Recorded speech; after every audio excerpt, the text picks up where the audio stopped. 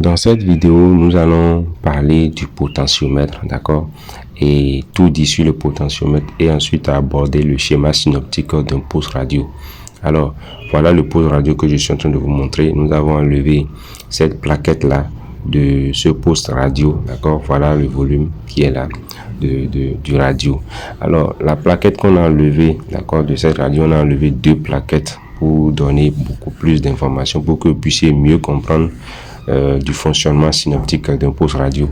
Mais on va partir du volume qui représente le potentiomètre. Parce que quand on parle du potentiomètre, nous avons des composants qui peuvent servir à de nombreuses applications de régulation de sortie. Vous voyez. Donc, les potentiomètres là sont couramment utilisés pour commander des appareils électroniques, comme le réglage du volume sur les équipements audio. Ils servent également à contrôler la vitesse, d'accord, des ventilateurs. Le potentiomètre actionné par un mécanisme peuvent être utilisés comme capteur de position. Vous voyez. Donc, il y a tout ça. Quand nous prenons ce potentiomètre là, nous allons essayer de dévisser, d'accord, le volume pour vous montrer réellement comment ça se présente. Voilà. Donc, quand vous prenez le potentiomètre, nous avons dit ici dans cette vidéo que vous allez comprendre qu'un potentiomètre a une résistance variable réglable manuellement et qui a généralement trois bornes. Donc voilà le potentiomètre, encore le volume. Je vais noter ici potentiomètre et nous allons parler également dans ce cas d'ici du volume, d'accord, qui est là et que je vous montre là sur cette plaquette. Voilà le volume. Alors comment ça se présente?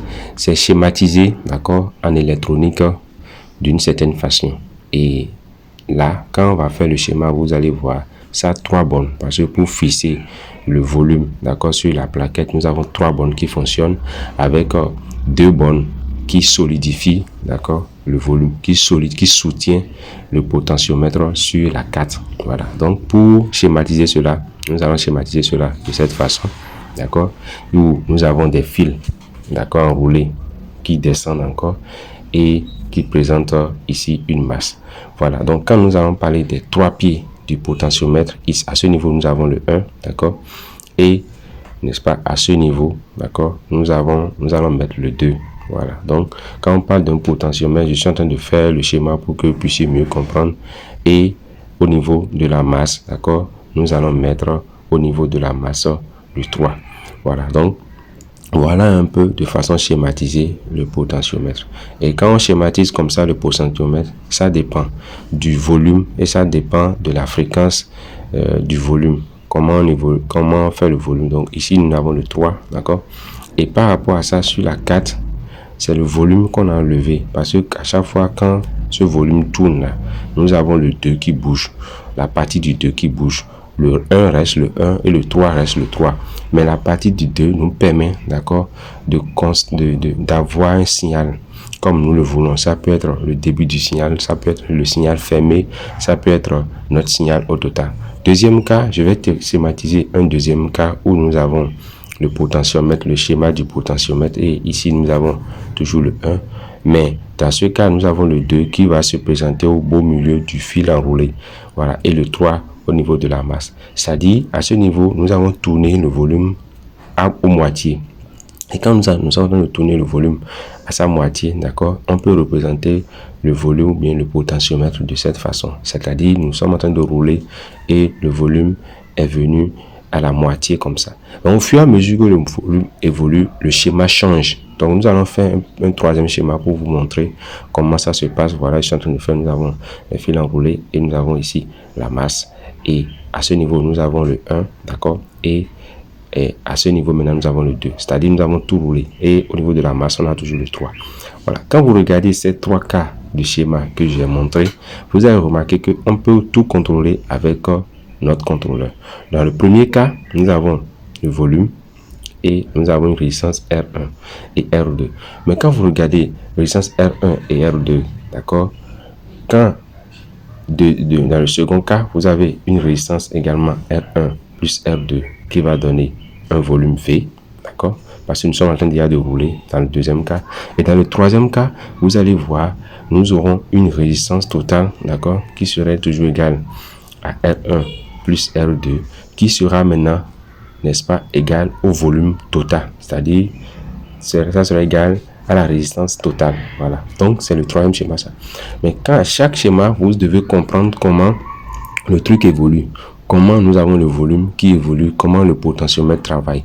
Ça va nous permettre, d'accord, d'aller comprendre beaucoup de choses. Dans le premier cas, nous avons la résistance totale, d'accord. Quand c'est fermé, c'est éteint, qui serait égal à 0 ohm. Mais dans le deuxième cas là, nous avons la résistance totale qui serait égale à R1 plus R2.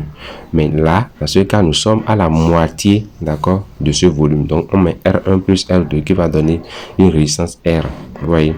Donc, normalement, dans ce deuxième cas, nous aurons pour la résistance totale R1 plus R2 et R2 plus R3 parce que nous aurons R2 plus R3. Donc, dans le troisième schéma, d'accord, vous avez une résistance totale qui n'est rien d'autre égal à R1 plus R2 parce que R2, R3 serait égal à 0. Donc, c'est pour vous expliquer, pour que vous puissiez mieux comprendre, d'accord, le schéma que j'ai abordé et le potentiomètre pour que vous puissiez comprendre. Donc, au fur et à mesure qu'on va évoluer, d'accord, dans la vidéo, vous allez mieux comprendre. Donc, quand je parle, d'accord, de ce troisième cas, vous allez voir, là, nous avons le volume maximal. Nous allons mesurer la résistance totale directement. Mais dans le deuxième cas, nous avons le volume à moitié. Voilà, nous avons le volume à moitié, comme je suis en train de noter. Ça, c'est le volume à moitié. Donc, dans le premier cas, le volume est éteint. Voilà. Donc, nous n'avons pas de signal. Le signal entre 1 et 2, ça entre dans le 1 et ça sort également dans le 2. Donc, c'est un cas de volume fermé. Donc, voilà notre volume, notre potentiomètre. Nous allons voir les pieds du potentiomètre. Et quand nous avons notre potentiomètre qui se représente comme ça, je vais vous montrer. Vous allez voir les pieds. Je suis en train de montrer les pieds. Je ne sais pas si c'est visible à votre niveau. Nous avons les 3 pieds et nous avons 2 supports qui vont se fixer sur la 4. Voilà les 2 supports qui se fixent sur la 4. Voilà. Donc, je suis en train de vous montrer les 2 supports qui sont en train d'être fixés sur la 4. Et de 1, 3, de 1, 2, 3, nous avons les autres pieds du potentiomètre. Donc, 1, 2, 3, c'est les autres pieds du potentiomètre comme je suis en train de vous montrer.